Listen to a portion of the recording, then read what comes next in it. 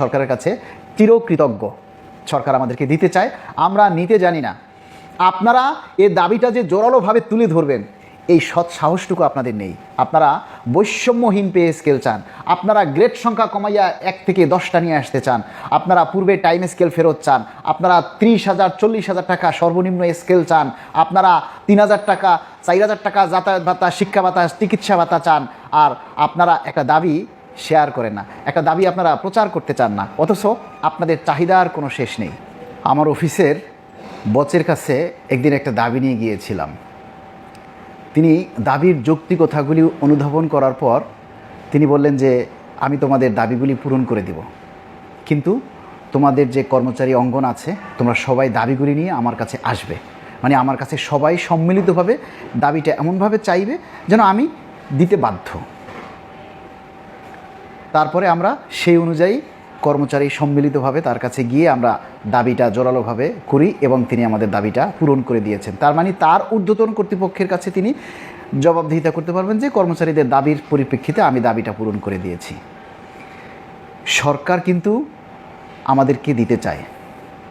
একটা জিনিস আপনারা বুঝেন, 15% বিশেষ ভাতা আপনারা এখনও হাতে পাননি, এর আগেই আবার আপনাদেরকে পে কমিশন গঠন করে দিয়েছে। অর্থাৎ সরকার চাচ্ছে নির্বাচনের আগেই অতি অল্প সময়ের মধ্যে আপনাদেরকে পে স্কেল বাস্তবায়ন করে দিতে চায়। আপনারা সবাই সরকারকে এমনভাবে দাবিটা চেপে ধরুন, আপনারা সবাই মনে করেন কি সব কিছু মনে হয় এমনি এমনি হয়ে যায়, আমি ঘরে বসেই সব কিছু পেয়ে যাচ্ছি। সমাজের সবাই দায়ী হয়ে কাজ করে না, প্রত্যেকটা মানুষ রক্তে মাংসে গড়া, কিন্তু প্রত্যেক মানুষের মধ্যে মনুষ্যত্ব নেই, বিবেকবোধ নেই। আপনি এই দাবিটা বাস্তবায়ন হলে ভোগ করবেন, কিন্তু আপনি এই দাবিটা প্রচার করেন না। আজকে পে স্কেলটা যদি বাস্তবায়ন হয় 18 লক্ষ কর্মচারী এই দাবিটা ভোগ করবেন, কিন্তু 18 লক্ষ মানুষ এই দাবিটা প্রচার করেন না, এই দাবিটার যৌক্তিকতা তুলে ধরেন না। 18 লক্ষ মানুষের যৌক্তিকতা তুলে ধরার দরকারও নেই। ধরুন 1 থেকে 12তম গ্রেড পর্যন্ত সবাই লাভবান হবে, ঠকবেন বা বৈষম্যের শিকার হবেন এই 14-15 থেকে 20তম গ্রেড পর্যন্ত যারা আছেন তারা। বেশিরভাগই হচ্ছে 4র্থ শ্রেণীর কর্মচারী, যারা তারাই তো বেশি অভাবে আছেন, তাই না? আপনাদের 8,250 টাকা বেসিক স্কেল আপনারা সবচেয়ে কম পান। 16, 17, 18, 19, 20 এই গ্রেডগুলির মধ্যে তফাৎ 100, 150, 200, কিন্তু উপরের গ্রেডগুলির মধ্যে তফাৎ কিন্তু এমন না। আপনাদেরই অভাবটা বেশি হওয়ার কথা। কই আপনারাও তো দাবি নিয়ে আসেন না। আপনাদের যারা 4র্থ শ্রেণীর কর্মচারীর কথা বলছি, ঢাকা শহরে 4র্থ শ্রেণীর কর্মচারীর সংখ্যা তো কম না, সবচেয়ে বেশি, এবং সারা বাংলাদেশে সকল কর্মচারীর চাইতে 4র্থ শ্রেণীর কর্মচারীর সংখ্যা অনেক বেশি। তাহলে আপনারা যেহেতু কষ্টে আছেন, আপনারা তো পরিবার নিয়ে রাস্তায় নেমে আসার কথা, আপনারাও তো কেউ আসেন না, আসেন। তাহলে আপনাদের দাবিটা কিভাবে বাস্তবায়ন হবে বলেন? ধরে নিন আপনারা এবারও যদি সবাই চুপ থাকেন, আমাদের এই দাবির কথাগুলি যদি সবাই যার যার জায়গা থেকে প্রচার না করেন, তুলে না ধরেন, যদি মনে করেন যে দাবিটা শেয়ার করলে আপনি লস হবে, এই দাবিটা লাইক দিয়ে একটা দাবি আদায় নিয়ে একটা কমেন্টস করলে আপনার লস হবে, তাহলে আবারও 2015 সালের মতো একটা বৈষম্যযুক্ত পে স্কেলের জন্য অপেক্ষা করুন। আপনার লস হবে, আমাদের না।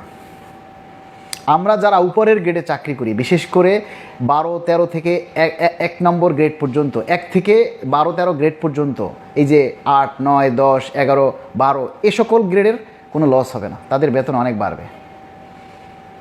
এই যে 15% বিশেষ সুবিধার জন্য আমরা কত আন্দোলন করেছি, মহার্ঘ ভাতার আন্দোলন করেছি, আপনারা সাপোর্ট করেননি, আসেননি। তারপরও সরকার আমাদের দাবির পরিপ্রেক্ষিতেই আজকে 15% বিশেষ সুবিধা দিয়েছেন, এবং সেটা হাতে পাওয়ার আগেই আবার পে কমিশন গঠন করে দিয়েছেন। আমরা সরকারের কাছে চিরকৃতজ্ঞ। সরকার আমাদেরকে দিতে চায়, আমরা নিতে জানি না। আপনারা এই দাবিটা যে জোরালোভাবে তুলে ধরবেন, এই সৎ সাহসটুকু আপনাদের নেই। আপনারা বৈষম্যহীন পে স্কেল চান, আপনারা গ্রেড সংখ্যা কমাইয়া 1 থেকে 10টা নিয়ে আসতে চান, আপনারা পূর্বে টাইম স্কেল ফেরত চান, আপনারা 30,000 40,000 টাকা সর্বনিম্ন স্কেল চান, আপনারা 3,000 টাকা 4,000 টাকা যাতায়াত ভাতা, শিক্ষা ভাতা, চিকিৎসা ভাতা চান। আর আপনারা একটা দাবি শেয়ার করেন না, একটা দাবি আপনারা প্রচার করতে চান না, অথচ আপনাদের চাহিদার কোনো শেষ নেই। এগুলি সম্ভব? আপনি আপনার দাবি প্রচার করেন না, আপনি আপনার বেতনের কথা আপনি তুলে ধরেন না, আপনি আপনার বেতন বৃদ্ধির কথাটা আপনি প্রচার করেন না। আপনার মতো হতভাগা আর কেউ আছে? নিজের বেতন বৃদ্ধি হবে, সেই কাজটা, যে কাজটা করলে নিজের বেতন বৃদ্ধি পাবে, নিজের ভাগ্যের উন্নয়ন হবে, এই কাজটা যে করে না, তার মতো অভাগা এই বাংলাদেশে আর দ্বিতীয়টা আছে? আজকে দেখেন, এই যে কমিশন গঠিত হয়েছে, কর্মচারী প্রতিনিধি রাখা হয়নি এখনও। বাংলাদেশের সচিবালয়ের নেতৃবৃন্দ তাদের সবটা দিয়ে চেষ্টা করছে কর্মচারী প্রতিনিধি অন্তর্ভুক্ত করার জন্য, কিন্তু আপনারা মাঠ পর্যায় থেকে দাবিটা জোরালো করছেন না। আমরা কর্মচারী প্রতিনিধি অন্তর্ভুক্ত করার দাবি জানাচ্ছি, আপনারা সেটা প্রচার করছেন না। এই যে কর্মচারী প্রতিনিধি যদি অন্তর্ভুক্ত না হয়, তাহলে যারা পে স্কেল বাস্তবায়ন করবে তারা সবাই এসি রুমে থাকে, তারা গরমের যে ঘাম বেয়ে পড়ে সেই সকল কর্মচারীদের কষ্ট বুঝবে না। যারা কখনো বাজারে যায় না, তারা কখনো ওই বাজার করতে গিয়ে যারা আড়ালে চোখ মুছে তাদের কষ্ট বুঝবে না, এবারও বুঝবে না। আপনারা মনে করবেন যে ঘরে বসে সব পেয়ে যাবেন, সেই আশায় গোফে তেল দিতে থাকেন। আর যদি সেটা না চান, তাহলে সবাই মিলে উঠে পড়ে লাগেন।